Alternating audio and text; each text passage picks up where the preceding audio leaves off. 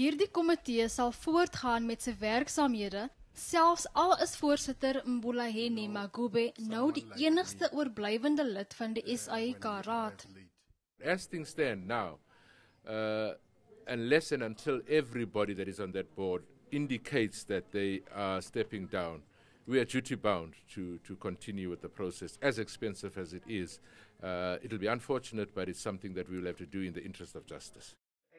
LPs het 'n aantal mense geïdentifiseer wat sal getuig.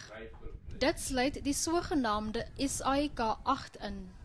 Die senior joernaliste is in die pad gesteek omdat hulle die openbare uitsaaier se beleid oor die sensuur van gewelddadige protesoptogte bevraagteken het. 7 is later weer in hulle poste aangestel, maar hulle het glo onlangs doodsdreigemente gekry. Die voormalige openbare beskermer, Thuli Madonsela, sal na verwagting ook voor die komitee verskyn.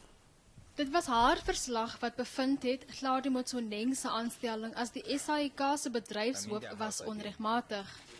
The primary source here for the report, as the author of the report, is the former public protector. And I don't see what the problem is in inviting her to come and give evidence before the committee and for us to ask her questions. LPs sal ook kyk na die mislukking van korporatiewe bestuur by die SAIK en reuse finansiële verliese die afgelope paar jaar.